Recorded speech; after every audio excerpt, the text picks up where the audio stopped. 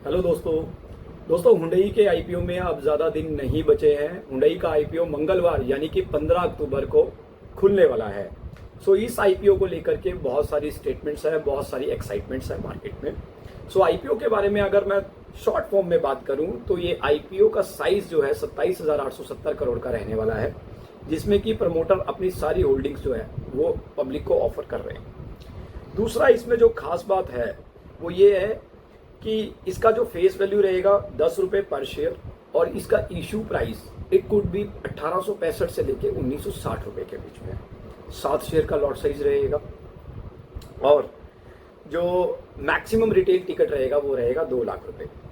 अब अगर हम ग्रे मार्केट प्रीमियम की बात करें, जिसका हम बात करते हैं हमेशा कि वोटिंग के आधार पर क्या कहा जा रहा है, क्या बताया जा रहा है, तो वोटिंग के आधार पर यह बताया जा रहा है कि 1900 रुपये का ये 1950 के आसपास का ये शेयर मिलने वाला 7.5% के आसपास जो है ऊपर खुलने की उम्मीद है, जो 9 अक्टूबर तक का डेटा मार्केट में अभी रिलीज हुआ है वोटिंग के आधार पर।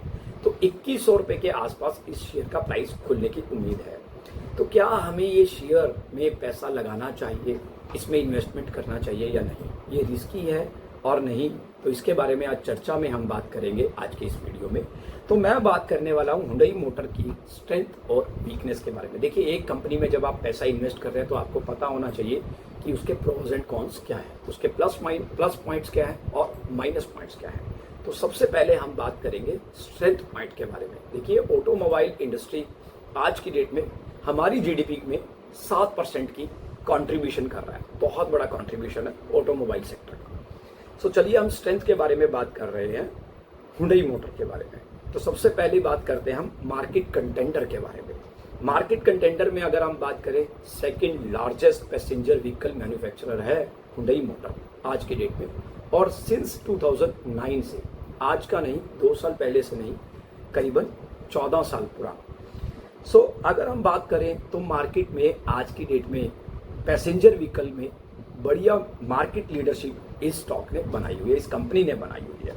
प्रोडक्ट पोर्टफोलियो की बात करें तो 13 मॉडल अक्रॉस मल्टीपल सेगमेंट्स ये कंपनी आज की डेट में ऑफर कर रही है, जिसमें कि सेडान, हैचबैक, एसयूवीज और इलेक्ट्रिक व्हीकल्स इंक्लूडिंग है।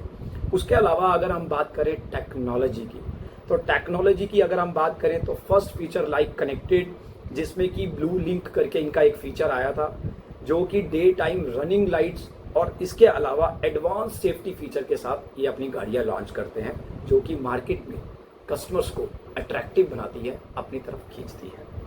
उसके अलावा अगर हम बात करें एक्सपोर्ट पावर हाउस कि इस कंपनी का 190 कंट्रीज में जो है आज की डेट में एक्सपोर्ट है गाड़ियों का, तो अपने आप में बहुत बड़ी बात है, अपने आप में एक बहुत बड़ा स्टेटमेंट है।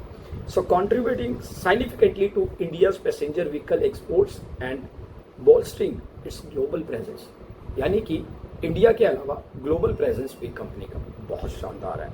उसके अलावा अगर हम बात करें रोबस्ट मैन्युफैक्चरिंग कैपेबिलिटीज, तो इनका जो यूनिट है चेन्नई में, जो इनका प्लांट है, 8,24,000 यूनिट्स एक साल में कैपेसिटी है उसकी, एनुअल कैपेसिटी। अगर हम बात करें हाई स्केल प्रोडक्शन कंपनी है आज की डेट में। ब्रांड वैल्यू की बात करें तो 32 मोस्ट वैल्यूएबल जो ग्लोबली ब्रांड है उनमें से एक ब्रांड ये काउंट होता है कई सालों से।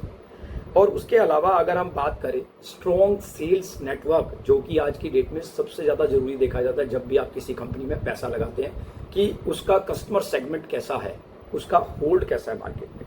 तो 1377 सेल्स आउटलेट्स है कंपनी के पास आज की डेट में, और 1561 सर्विस सेंटर है, जो कि अगर हम देखें 1377 के comparatively 1561 sales service count centres, तो एक plus points, major plus point कि कंपनी ने सबसे ज़्यादा जोर दिया है सर्विस सेंटर के ऊपर।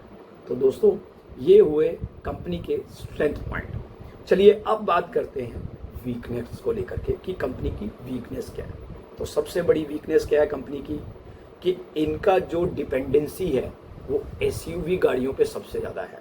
जी हाँ, आजकल ये हुंडई जो है वो सबसे ज़्यादा जो सेगमेंट लॉन्च कर रहा है वो एसयूवी के लॉन्च कर रहा है, और इसमें भी कोई डाउट नहीं है कि आज की डेट में कस्टमर की जो पसंद है वो एसयूवी सेगमेंट है, ना कि छोटी व्हीकल पैसेंजर्स, जो कि न्यूक्लियर फैमिली के लिए गाड़ियाँ चाहिए होती है। तो ये लेकिन एक नेगेटिव पॉइंट बन सकता है इस कंपनी के लिए आने वाले समय में, क्योंकि समय जब चेंज होता है, टेक्नोलॉजी जब बदलती है, तो उसके साथ साथ में आपको कस्टमर प्रोडक्टिव बनना पड़ता है और अपने आप को चेंजेस लेके आने पड़ते हैं बिजनेस में भी। सो डोमेस्टिक मार्केट की अगर मैं बात करूं, सबसे ज़्यादा रेवेन्यू आज की डेट में इंडिया की सेल्स से ही रेवेन्यू है इस कंपनी का, जबकि ग्लोबली रेवेन्यू इतना इम्पैक्टेबल नहीं है दिखाई दे रहा है हुंडई में। तो ये भी एक नेगेटिव पॉइंट है। और अगर हम बात करें ईवी पोर्टफोलियो लिमिटेड, तो इस कंपनी ने ईवी मैन्युफैक्चरिंग पे अभी इतना जोर नहीं दिया, जिसकी वजह से अभी इनके पास सेगमेंट्स जो हैं ईवी को लेकर के, जैसे कि टाटा मोटर काम कर रहा है आज की डेट में, ज़्यादातर सेगमेंट उनके जो हैं वो ईवी बेस्ड आ चुके हैं। लेकिन अगर मैं हुंडई मोटर्स की बात करूं तो ईवी व्हीकल्स यानी कि इलेक्ट्रिक व्हीकल्स जो हैं, these are limited in India. So ये एक जो है और नेगेटिव पॉइंट है अपना हुंडई मोटर्स का।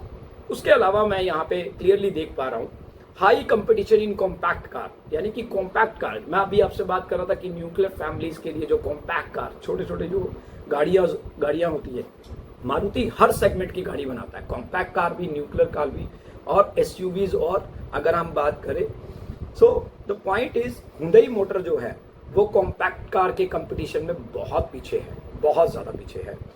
उसके अलावा अगर हम बात करें share declining in sedan, Hyundai motor का आज की डेट में सिडान गाड़ियों के ऊपर फोकस बिल्कुल खत्म हो चुका है। सिडान, राइट, जो कि लग्जरी, अगर हम बात करें फैमिलीज, जो भी रिच फैमिलीज हैं, वो सिडान गाड़ियां ज़्यादा पसंद करते हैं। उनकी पसंदीदा गाड़ियां होती है सिडान, कि सामान रखने के लिए भी एक बढ़िया कैपेसिटी स्पेस मिल जाए गाड़ी में। तो अगर हम हुंडई मोटर की बात करें तो आज की डेट में सिडान गाड़ियां हुंडई मोटर्स ने करीबन बंद कर दिया, कम कर दिया बहुत ज़्यादा। तो ये एक और बड़ा नेगेटिव पॉइंट है, बिकॉज आने वाले समय के लिए आपको हर तरह के सेगमेंट्स जो हैं वो मार्केट में उतारने ही पड़ेंगे।